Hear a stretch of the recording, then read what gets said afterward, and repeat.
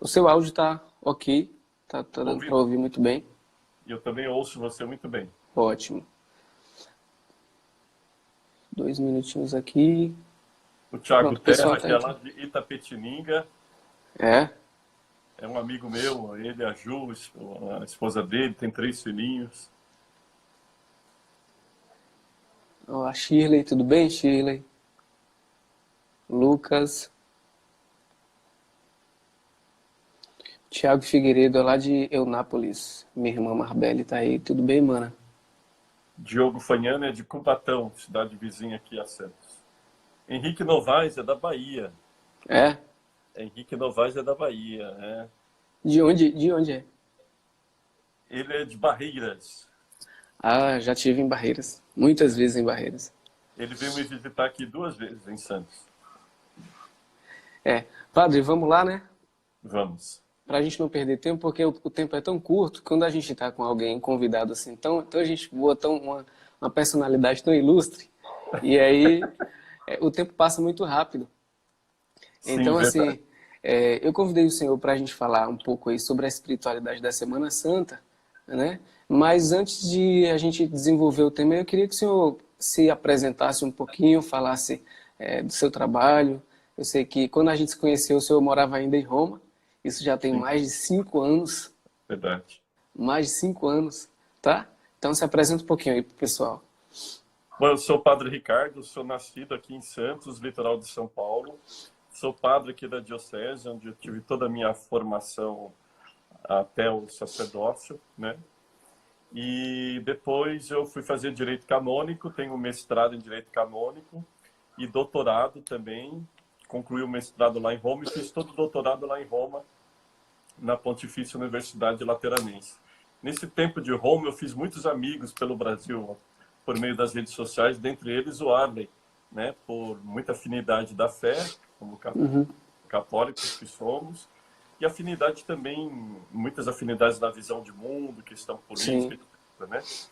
E depois eu vim a conhecer o Arley pessoalmente em São Paulo. Quando ele esteve em São Paulo, eu É, trabalho, eu subi a serra, 1 horinha daqui de Santos até São Paulo para conhecer você pessoalmente. Sou verdade. pároco, sou pároco na paróquia São Paulo Apóstolo, aqui em Santos mesmo, vigário judicial adjunto da Diocese e juiz do Tribunal de Santos, Tribunal Eclesiástico de Santos, e do Tribunal Eclesiástico de Campinas. Também dou aula na Universidade Católica, sou professor de Direito Canônico, e dou aula no seminário também de Direito Canônico para os seminaristas, né? Eu só vou fazer uma observação, que pode ser que às vezes apareça aqui no vídeo o som do meu cachorro latindo, do Thor. Ele está no quintal, né? Então ele não vai atrapalhar aqui a nossa conversa, mas de vez em quando passa um outro cachorro na rua, quando passa alguém fazendo um barulho diferente, uma moto, aí ele quer causar, né? E o latido dele é forte. Então isso pode ocorrer, tá bom? Não tem problema. É. Então, padre, o senhor foi reitor de seminário, não foi? Eu fui Foi. reitor do seminário de Caraguatatuba, que é no litoral norte aqui de São Paulo, porque antes aquela região pertencia a Santos, aí eu fui para lá trabalhar, aí Uhum. foi criada uma nova diocese, e um ano depois que eu estava lá, o bispo de lá, o primeiro bispo de lá, me chamou para ser reitor. Voltei para Santos, trabalhei numa paróquia, aí fui ser reitor do seminário aqui de Santos. Fui reitor 2 vezes em seminários diferentes. Muito bom, muito bom. Então, falando especificamente do nosso tema hoje, né? A gente sabe que a gente está entrando aí na Semana Maior e, assim, para nós católicos é um momento muito especial, muito especial. Talvez, assim, dois grandes momentos para nós, a Quaresma, né? A preparação para a Semana Santa e o Advento, que são dois tempos, assim, que são muito importantes para a gente, né? E eu queria que o senhor desenvolvesse um pouquinho aí, depois a gente passa para outras questões, da importância dessa semana. Para quem está chegando agora e talvez esteja começando na igreja, ou enfim, né, ou vai ver essa live depois, que a gente vai subir para o YouTube. Mas assim, fala um pouquinho para a gente, por favor, padre, por que essa semana é tão importante para a cristandade, né? Qual a importância, afinal de contas? Porque ela começa hoje com o Ramos, né? Com o Domingo de Ramos, e vai... Eu vou deixar, é o senhor que tem que desenvolver, não sou eu, não. Sim, sim. Não, você poderia falar melhor do que eu, né? Nada. Eu ficaria ouvindo e ganharia os créditos, né? É a Semana Maior, como você disse, né? Em torno dela gira toda a liturgia cristã. E o centro, na verdade, acaba sendo o Domingo de Páscoa. O Domingo de Páscoa é o centro de todo o ano litúrgico. A Igreja Católica, ao longo da história, dividiu a liturgia num ano que tem o seu tempo diferente do ano civil. Você falou do Advento, o Advento nos prepara para o Natal. Quando começa o Advento, lá para novembro, começa o ano novo litúrgico na igreja, né? Tanto é que nós católicos brincamos nas redes sociais quando começa o primeiro domingo do Advento. Feliz Ano Novo. Feliz Ano Novo. Aí É. alguém olha aqui e fala, mas como Feliz Ano Novo? O sujeito tá em que tempo? Né? Já está adiantado? Não, porque começa o ano novo litúrgico. Então, a igreja, ao longo da história, ela foi construindo a liturgia, claro, com base bíblica, com base na patrística, com base na cultura, na tradição de várias igrejas locais, sobretudo do Oriente, né? Nas tradições do Egito, nas tradições de Jerusalém, nas tradições de Antioquia, depois no Ocidente, nas tradições de Roma, né? Depois de outras partes do Ocidente, como na Espanha, na Gália, que hoje é França, né? Uma parte da França. Então, ao longo da história, a igreja foi construindo a liturgia. Não é que nosso Senhor Jesus Cristo chegou e falou assim, olha, toma aqui, vocês vão fazer assim. Não. Pegando a vários aspectos da vida de nosso Senhor Jesus Cristo, então as comunidades cristãs foram criando celebrações. Algumas muito antigas, outras não são tão antigas, são menos antigas, outras são mais recentes, e foram sendo incorporadas aos poucos. Havia festas, havia celebrações que eram só feitas numa igreja local, por exemplo, só em Jerusalém, ou só em Antioquia. Depois elas se expandiram para toda a igreja no Oriente e também na igreja no Ocidente, certo? Vou dar um exemplo que está fora da Semana Santa, Corpus Christi. Corpus Christi foi uma celebração que nasceu só ali em Roma. Depois ela se expandiu para toda a igreja. E assim aconteceu com a Semana Santa, tendo o principal, o domingo de Páscoa. Por quê? Porque a nossa fé se baseia na ressurreição de nosso Senhor Jesus Cristo. Se nosso Senhor Jesus Cristo não tivesse ressuscitado, eu não estaria aqui vestido de padre como estou. Nós não teríamos talvez nos conhecido porque nos conhecemos como católicos. Sim. Você não teria aí esses sinais, esses símbolos litúrgicos que eu estou vendo aí atrás. Não teria igreja, não teria papa, não teria nada. Certo? Agora, tudo isso tem por quê? Porque nosso Senhor Jesus Cristo ressuscitou. E nós celebramos isso anualmente no domingo de Páscoa, semanalmente em cada domingo da semana e diariamente em cada celebração eucarística que é rezada naquele dia, na segunda, na terça, na quarta, na quinta, na sexta, no sábado, também no domingo, que é a Páscoa semanal. E a Páscoa anual, o domingo de Páscoa. Definida a data do domingo de Páscoa, nós temos definida a Semana Santa, a Quaresma e todo o resto do ano litúrgico. Então, em torno do domingo de Páscoa, gira o ano litúrgico. Só que a Semana Santa prepara para a Páscoa. Não são celebrações isoladas. Nós hoje celebramos o Domingo de Ramos, não é uma coisa isolada. É a entrada triunfal de nosso Senhor Jesus Cristo, o Messias, o Salvador, que tem uma missão para cumprir. Morrer por nós, fazer a vontade do Pai, mas para depois nos dar a vida, certo? Então, essa é a importância da Semana Santa, com cada símbolo, com cada significado das suas celebrações. Então, o senhor está dizendo que primeiro se define a Páscoa e Primeiro todo o calendário litúrgico, ele se desenvolve a partir da data da Páscoa. A partir da data da Páscoa. Claro que há celebrações que não vão mudar. Por exemplo, o Natal sempre vai ser no dia 25 de dezembro, com a celebração da noite de Natal no dia 24. Isso não muda, certo? Depois, outras celebrações da morte de um santo, que na verdade é o seu nascimento para a vida eterna, é sempre naquele dia. Às vezes pode mudar por uma questão histórica, como houve algumas mudanças. No calendário tridentino, alguns santos têm as suas memórias celebradas em determinados dias. Com a reformulação litúrgica, no rito de São Paulo VI, eles são celebrados em outras datas. Então, tem algumas datas que são sempre as mesmas. Mas, Quaresma, o início da Páscoa, o que antecede a ela, Quaresma, certo? Isso muda. Isso muda definido a Páscoa. Agora, não é só porque define o ano litúrgico, define o calendário litúrgico, mas é porque é o centro mesmo da nossa fé. Se Cristo não ressuscitou, vã é a nossa Seria fé. a nossa fé. Verdade. Tem um aspecto que eu acho que é um desafio para todas as pessoas que trabalham com catequese, para os sacerdotes, enfim, que é fazer chegar algumas informações e alguns aspectos da compreensão do calendário litúrgico.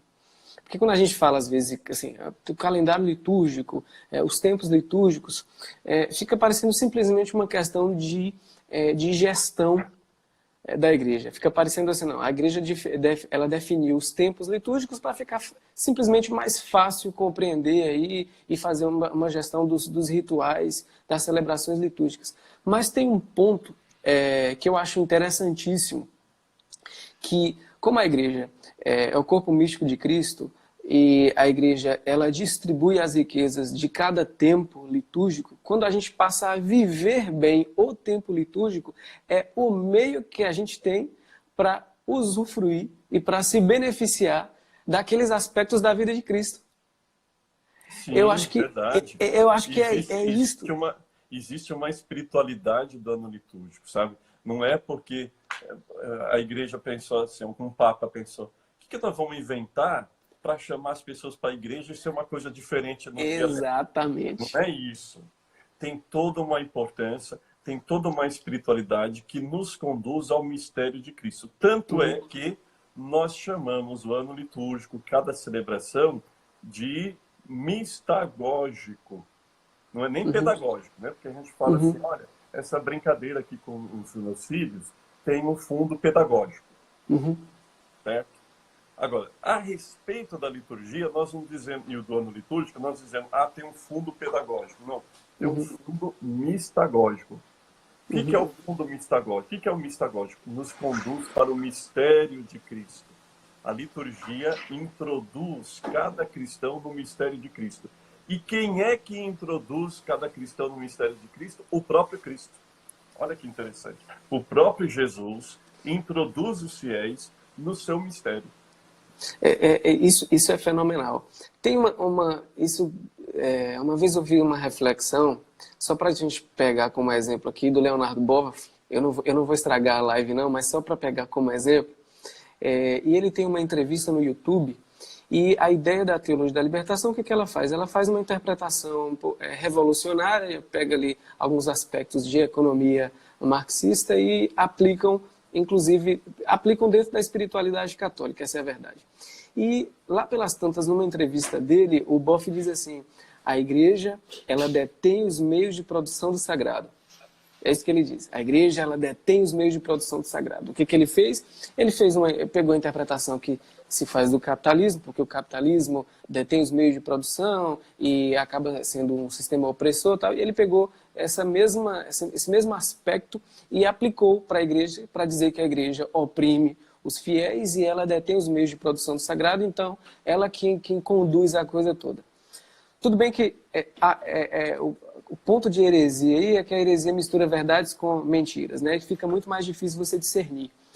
Mas tem algo interessante aí, padre, que quando ele diz que a igreja detém os meios de produção do sagrado, tem um ponto de verdade. Por quê? Porque, de fato, a igreja é o próprio Cristo na história. Então, é como aquilo que o senhor estava dizendo, o próprio Cristo introduz os fiéis no seu próprio mistério. Então, é Ele quem nos chama e Ele nos envolve. Então, quando a gente está falando do tempo litúrgico, por que isso é importante, como o senhor estava dizendo? Não é simplesmente por uma questão de gestão, porque a igreja, vamos fazer aqui 40 dias de preparação aqui para a Páscoa, porque para chamar, para atrair os fiéis. Não é isso, porque nós sabemos, a igreja sabe, evidentemente, que no tempo litúrgico é o meio oportuno para que nós fiéis, a gente se beneficie daquelas graças que estão sendo dispensadas no tempo litúrgico. Sim, sim, sim. Bom, primeiro que cada celebração, cada missa já é uma graça para nós, não é? Verdade. Estamos em um estado de graça, até mesmo para os pecadores, né? Pelo menos para a conversão de cada um, né? Sim, sim. Então já um benefício pela participação da própria celebração eucarística, certo? Agora, cada celebração tem o aspecto mistagógico de Cristo ou de pessoas ligadas a nosso Senhor Jesus Cristo. Por exemplo, a vida dos mártires, a celebração de algum mártir, São Pedro e São Paulo, por exemplo, né? O que se celebra ali? A fé daqueles homens, a fé de cada mártir em nosso Senhor Jesus Cristo, o testemunho, o derramamento de sangue como testemunho da fé em Cristo. O que isso toca para mim? O que isso fala para mim? Uhum. Eu costumo dizer que, às vezes, com relação aos santos, nós ficamos com aspectos secundários da vida dos santos, da celebração, que tem essa importância. Não vou dizer que não, claro, né?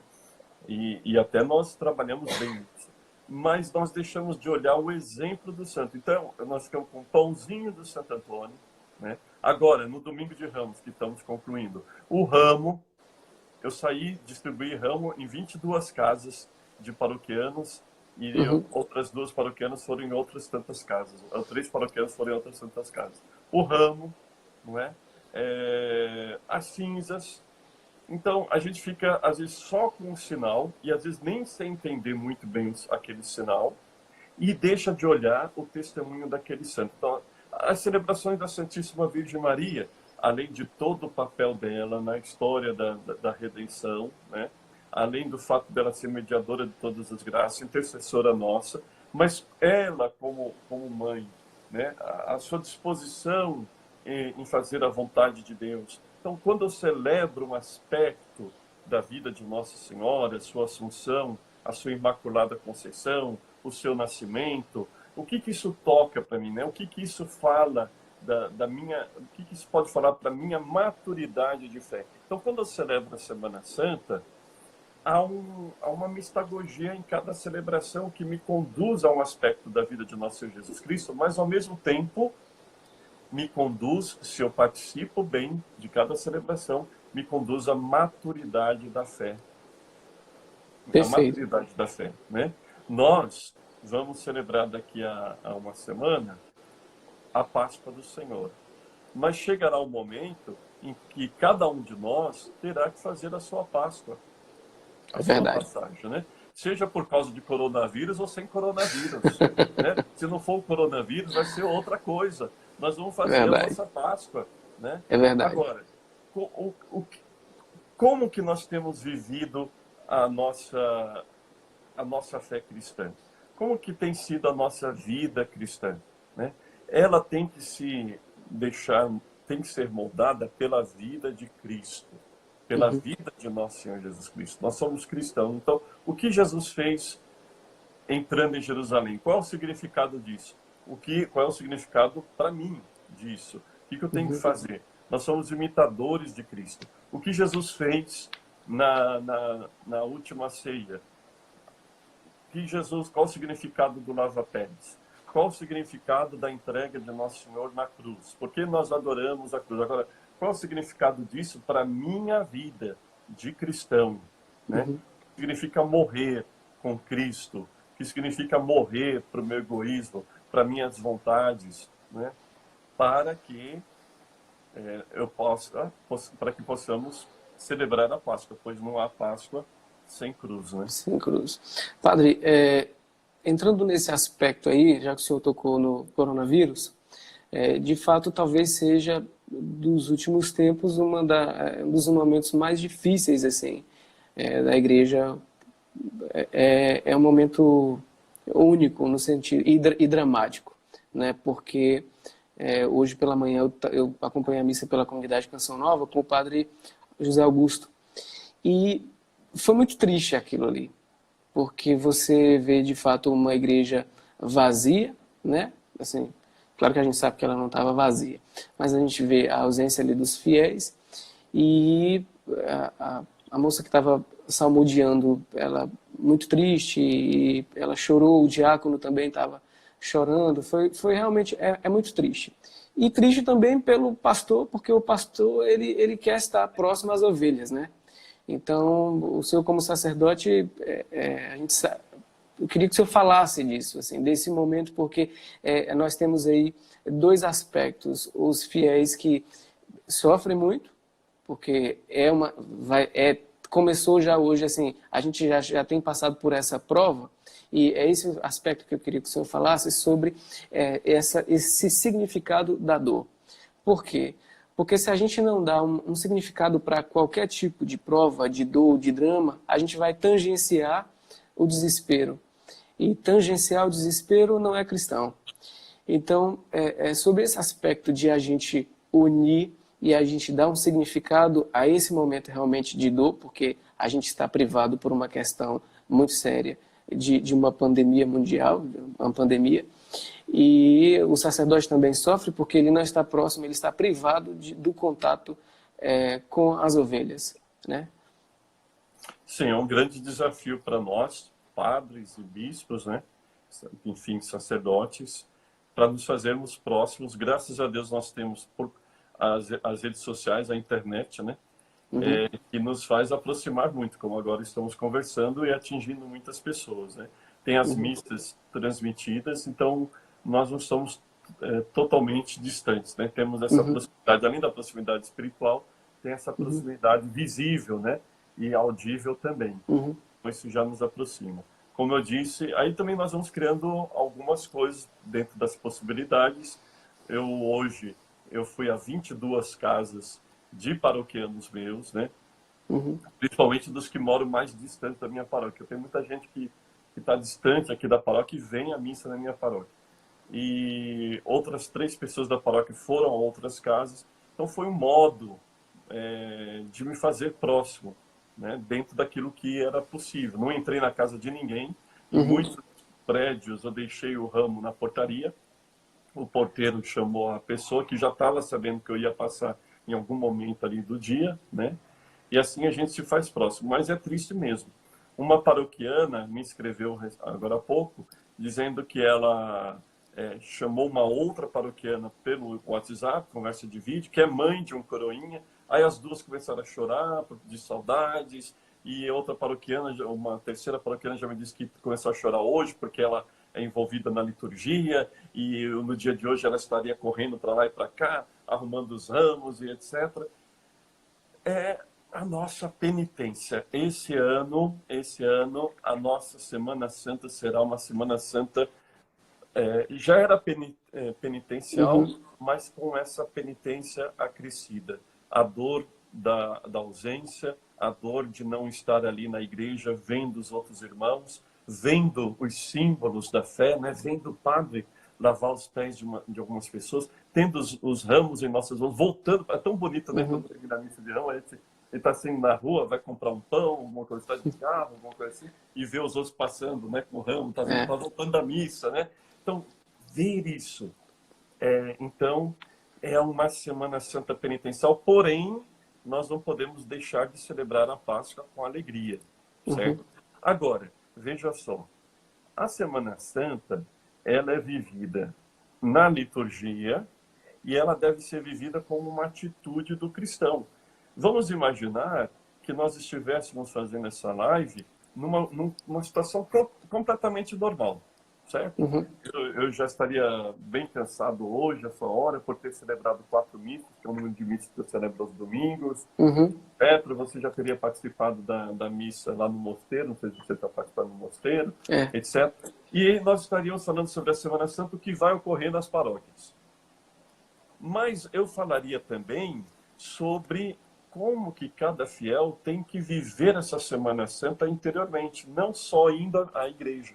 Então a gente tem que explorar bem isso, né? Explorar, porque esse aspecto da vivência da Semana Santa pessoal, interior, ele deve ser vivido também agora com as igrejas de portas fechadas por conta da pandemia, né? Eu separei aqui, Arley, os folhetinhos da Semana Santa, excluindo o Domingo de Ramos, né? Uhum. Se você achar interessante, eu posso passar o Por favor. ritual de cada celebração, não o Sim, ritual inteiro, né? Mas fazendo comentário de algumas partes de cada ritual. Pode sim, por ser? favor. Né? Por favor. Lá na nossa paróquia nós usamos a Santa Missa, que é da editora Santa Cruz. Uhum. É um livreto, um folheto opressor. Olha o cartão já deu sinal de vida aí. É um folheto opressor. Tá bom? Ok. Bom, então, a Semana Santa, ela compreende o Domingo de Ramos, que é a entrada de Jesus em Jerusalém, e o início da própria Semana Santa, certo? Nosso Senhor entra em Jerusalém para cumprir a vontade do Pai. Ele que disse, eu não vim fazer a minha vontade, mas a vontade daquele que me enviou. Então nós celebramos isso, a igreja celebra isso há muito tempo, né? Tem um livrinho chamado A Peregrinação de Etéria, quem quiser pode adquirir, ou então pegar na internet, Peregrinação de Etéria ou Peregrinação de Egéria, é a mesma pessoa, né? Então pode ver ali a descrição da Semana Santa na Igreja de Jerusalém. É um livrinho muito antigo, da era apostólica, né? Então eu recomendo. A Semana Santa compreende também o Tríduo Pascal, que começa com a missa in cena Domini, da Ceia do Senhor. Pelo amor de Deus, não é missa do lava-pés. O povo, eu vou na missa do lava-pés. Na minha paróquia eu já falei, não é missa do lava-pés. É missa da Ceia do Senhor, in cena Domini. Tem o lava-pés.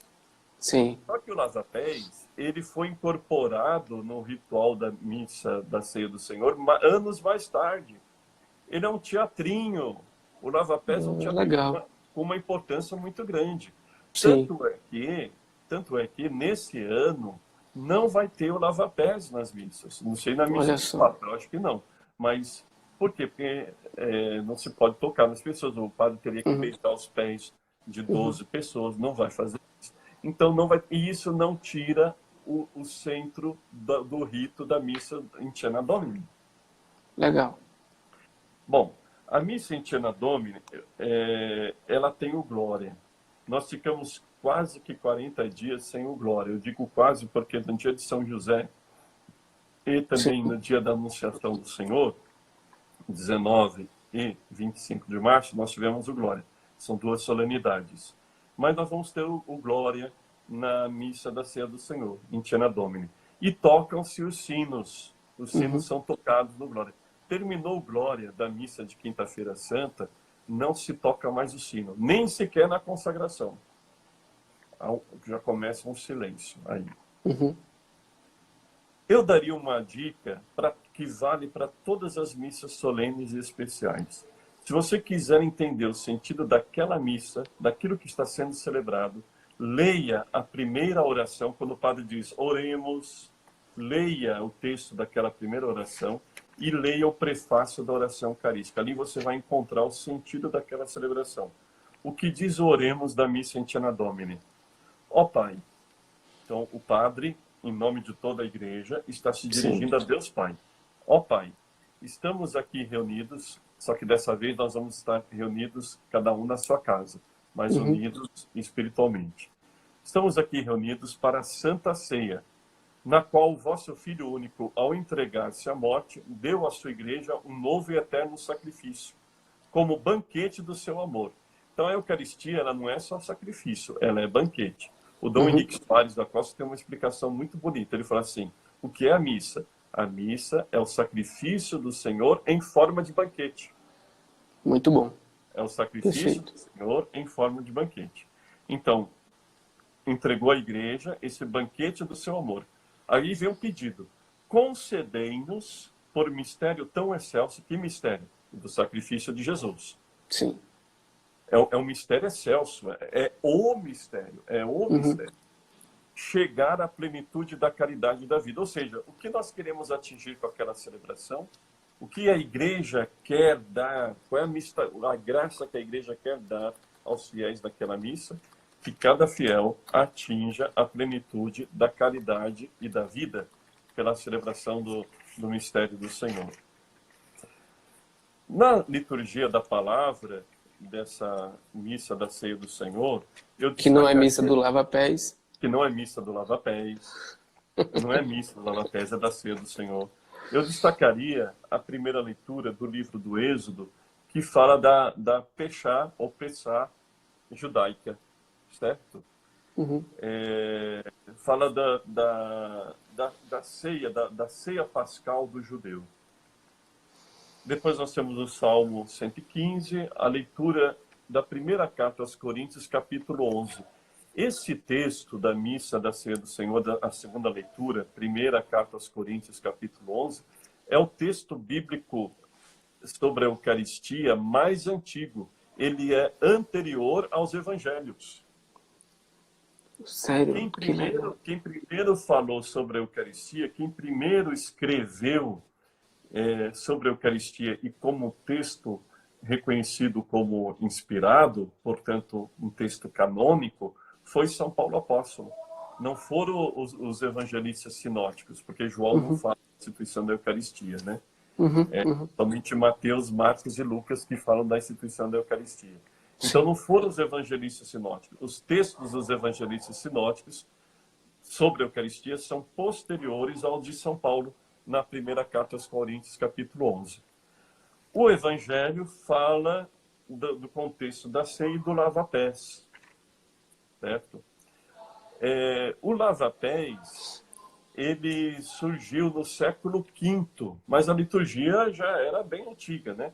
O lava-pés surgiu no século V em Jerusalém, depois foi difundido no Oriente e no Ocidente, certo? E era celebrado fora da missa. Depois que ele foi incorporado na missa, e nesse ano nós teremos essa situação diferente, em que não haverá, vocês não vão encontrar nas missas transmitidas em rede social e nem sequer na televisão, não vão encontrar o lava-pés.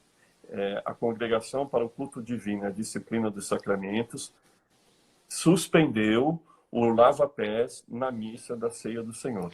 Mas, de qualquer maneira, o que a igreja está nos dizendo? Que a Eucaristia também é serviço, que o cristão também deve servir, certo? Bom, depois eu havia dito que devemos prestar atenção no prefácio da oração eucarística. O que diz o prefácio dessa missa? Que é um prefácio próprio, ou seja, é um prefácio para esta missa, não vai servir para outra, é só para essa, por isso que é um prefácio próprio. Na verdade, é justo, é necessário, etc, etc. Ele, verdadeiro e eterno sacerdote, ele quem? Jesus. Oferecendo-se a vós pela nossa salvação, instituiu o sacrifício da nova aliança e mandou que o celebrássemos em sua memória. Então, Jesus deixa para a igreja a Eucaristia. Na Quinta-feira Santa, nós celebramos o nascimento da Eucaristia, a instituição da Eucaristia, mas não só isso, do sacerdócio também. Então, na Quinta-feira Santa, nós celebramos a instituição da Eucaristia e a instituição do sacerdócio. Não há padre sem Eucaristia, não há Eucaristia sem padre, sem sacerdote, né? Que pode ser o bispo também, certo? Sua carne imolada por nós é o alimento que nos fortalece. Seu sangue por nós derramado é a bebida que nos purifica. Só que nós já temos aí 15 dias, em alguns lugares um pouco mais, sem receber a Eucaristia. Nós padres não, claro, né? E algum outro leigo que nos ajuda nas missas transmitidas também, conforme o lugar, conforme a ordem do bispo, podem ou não receber a Eucaristia.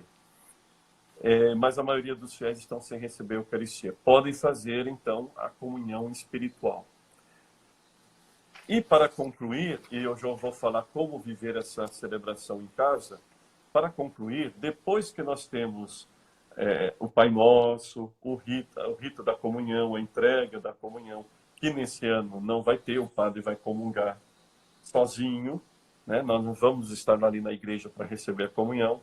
Depois disso, seria trasladado o Santíssimo Sacramento para uma capela à parte, mas nós não vamos ter isso também esse ano.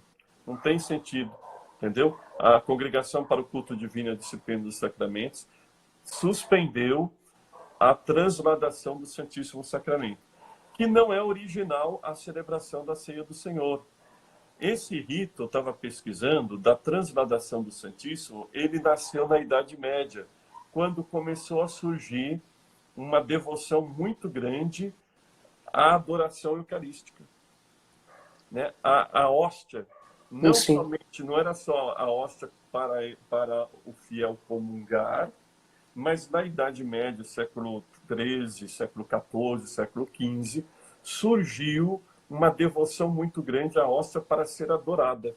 Então, com isso, entrou na missa da Ceia do Senhor um ritual chamado da transladação do Santíssimo Sacramento.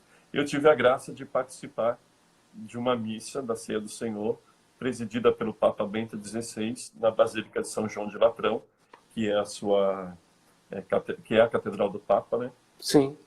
E no final, então, ele saiu do altar-mor, carregando o Santíssimo, a Píxide com o Santíssimo, em procissão. Atrás dele, todo o coral da Capela Sistina, desde aqueles coroinha miudinho, até aqueles flores lá, barbudo, cabelo branco, né? Tudo assim, escadinha.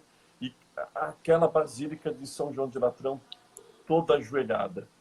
Lindo. E o Papa vindo, né?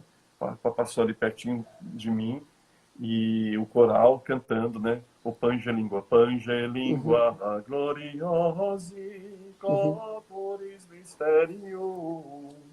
É muito bonito, né? Esse hino é feito por Santo Tomás de Aquino. Bom, há um outro ritual também que se faz, nem todos os padres fazem. Nessa missa, depois de ser trasladado o Santíssimo, se faz um ritual de desnudamento do altar. O padre tira a toalha do altar e recita um salmo. E o padre paramentado vai recitando o salmo e tirando a toalha do altar, desnudando o altar. Esse ritual também é antigo, vem da Idade Média e entrou na missa da Ceia do Senhor. Muito bem, como viver isso? Em casa, reze por todos os padres, para que nós não caiamos em tentação, para que nós não sucumbamos nesse tempo tão difícil, complicado, de missa sem o povo, né? Para que, agradecendo o dom da vocação sacerdotal, agradecendo o fato que, pelos padres, nós temos a Eucaristia. Então, rezar pelos padres. Se possível, mande uma mensagem para o seu padre, para os seus padres conhecidos aí das redes sociais, e diga que está rezando por eles. Depois, celebrar isso em família, assistir uma missa transmitida pelas redes sociais ou na televisão, né? E podem buscar alguns recursos, alguns subsídios de celebrar com a garotadinha, né? Os filhos, né? A ceia do Senhor, explicando para eles o que é o vinho, o que é o pão, o que Jesus fez, né? Isso na parte pedagógica para as crianças, fica interessante também. Depois, fazer a comunhão espiritual, isso durante a missa, certo? O que mais que pode ser feito? Entender o serviço. Nós, cristãos, viemos para servir, assim como nosso Senhor serviu lavando os pés. Ele diz a Pedro, ou diz aos apóstolos, compreendeis o que acabo de fazer? Vós me chamais mestre e Senhor, e dizeis bem, pois eu o sou. Portanto, se eu, o Senhor e Mestre, vos lavei os pés, também vós deveis lavar os pés uns dos outros. Dei-vos o exemplo para que façais a mesma coisa que eu fiz. Então vamos crescer, meus irmãos, né? Estou falando já como padre da homilia. Vamos crescer no serviço uns aos outros. Como viver o serviço em casa? Como ajudar a esposa, como ajudar o marido, como viver o serviço aos filhos, como ensinar os filhos a servir também a casa, que é deles, onde eles vivem, né? Quem sabe até ficar a sugestão de fazer o gesto do lava-pés para as crianças, né? É uma ótima ideia. Com certeza minha esposa vai querer fazer aqui em casa. Tá certo, Samira que está assistindo a gente. Vamos para a Sexta-feira Santa. Sexta-feira Santa é dia de jejum e abstinência de carne. Aliás, toda sexta-feira do ano é dia de abstinência de carne, certo? com exceção daquelas em que cai uma solenidade. Por exemplo, vamos supor que o dia de São José, 19 de março, caia numa sexta-feira. Então, não se faz abstinência de carne. Vamos supor que Imaculada Conceição, 8 de dezembro, Natal, 25 de dezembro, certo?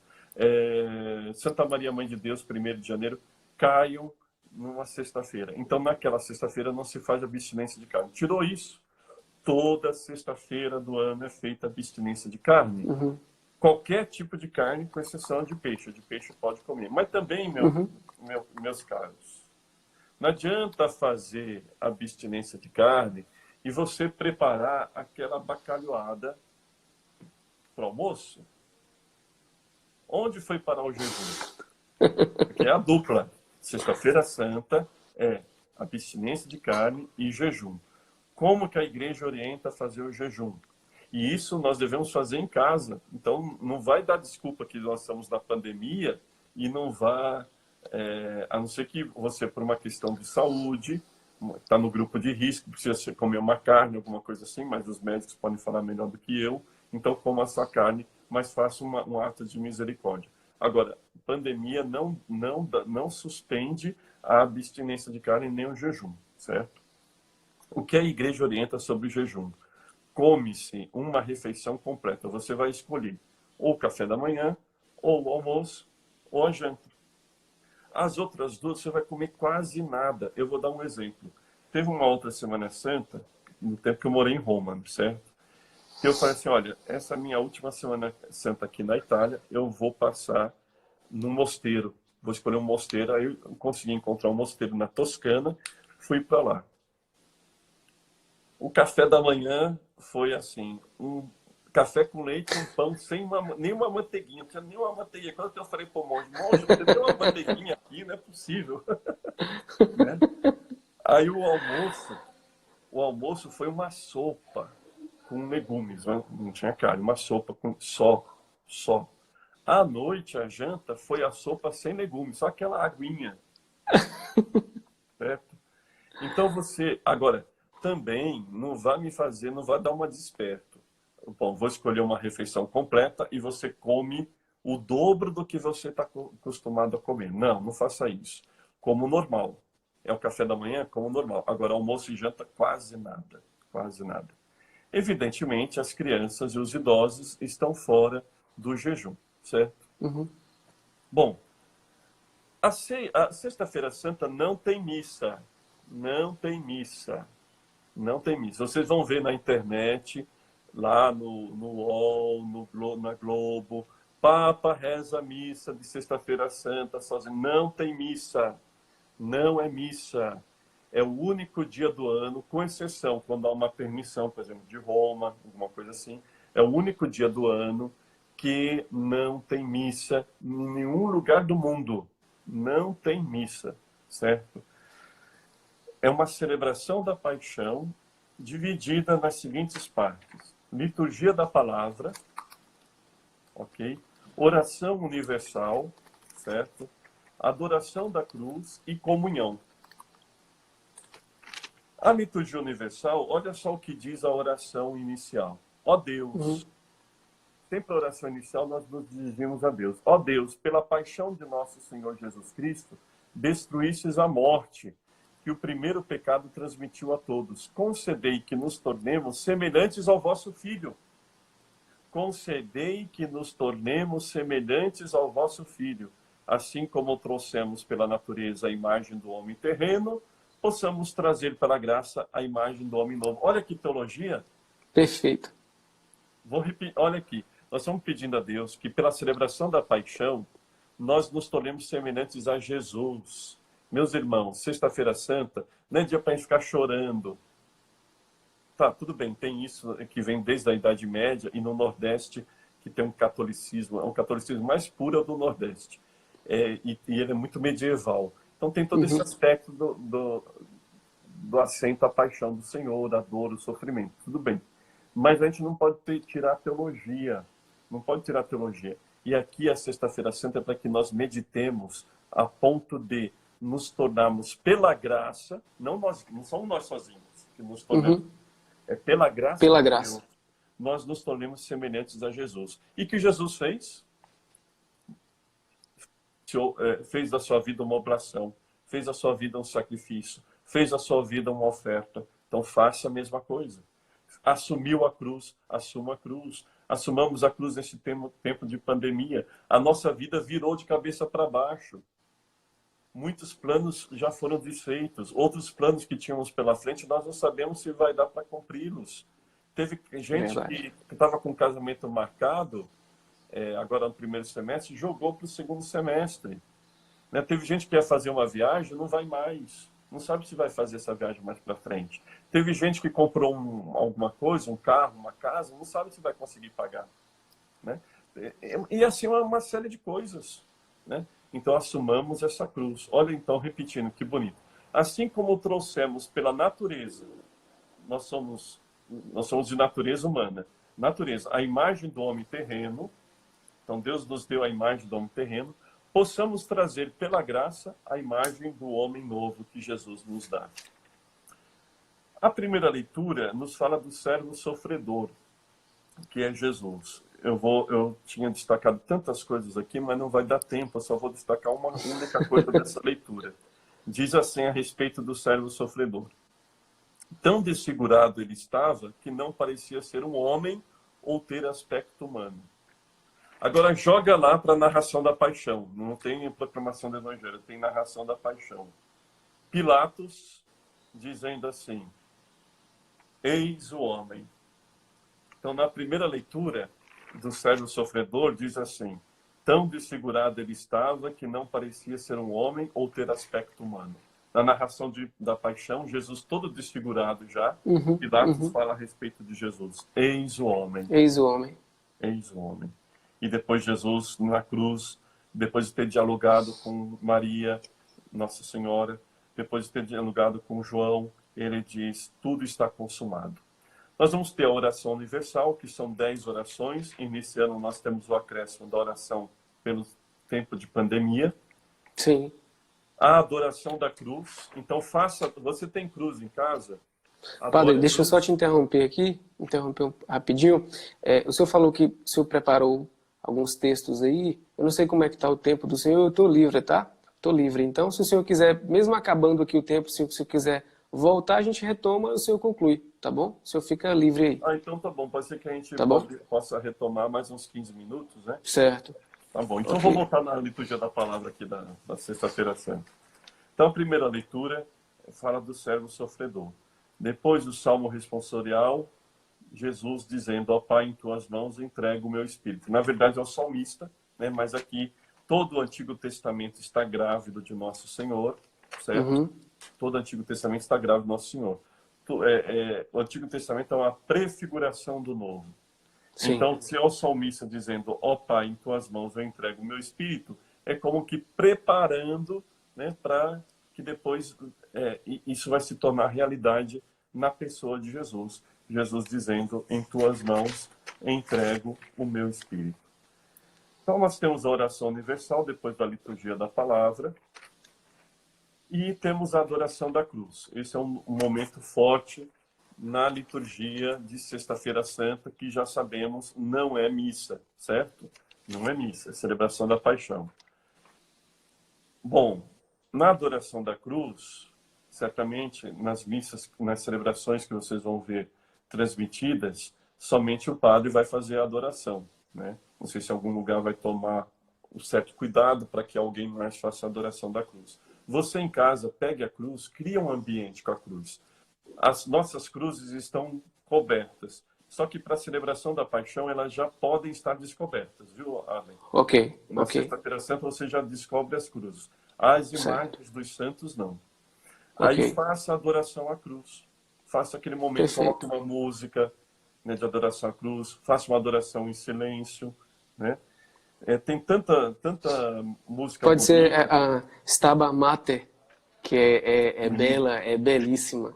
Sim. Outra que tem Cruz Fidelis. Cruz Fidelis, né? Sim. Aqui tem uma música dos Lamentos do Senhor, eu acho tão bonito, olha.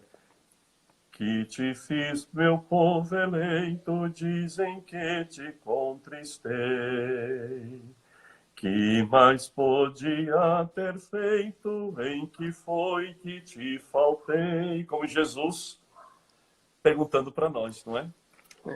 Deus santo, Deus forte, Deus imortal, tende piedade de nós. Aí Jesus continua.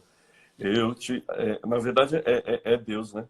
É Deus Pai. Eu te fiz sair do Egito, com maná te alimentei. Preparei-te bela terra, tua cruz para o teu rei. Olha que profundidade. Olha que Lindo, lindo, profundidade. lindo. Olha, eu tenho... bom, eu ia falar uma coisa, mas deixa para lá. Ô, Olha, padre, eu vou... repete, por favor. Pode repetir. Olha, eu te fiz sair do Egito, com maná te alimentei. Deus falando, né? Como cuidou de nós. Preparei-te bela terra. E ele diz, e o que preparastes? Tu, a cruz para o teu rei. Deus fez o povo, a igreja, sair do Egito. E que os fiéis da igreja fizeram? Preparar a cruz para Jesus. Bela vinha eu te plantara, tu plantaste a lança em mim. Águas doces eu te dava, foste amargo até o fim. Bela vinha eu te plantara, tu plantaste a lança em mim. Águas doces eu te dava, foste amargo até o fim. E assim vai, né?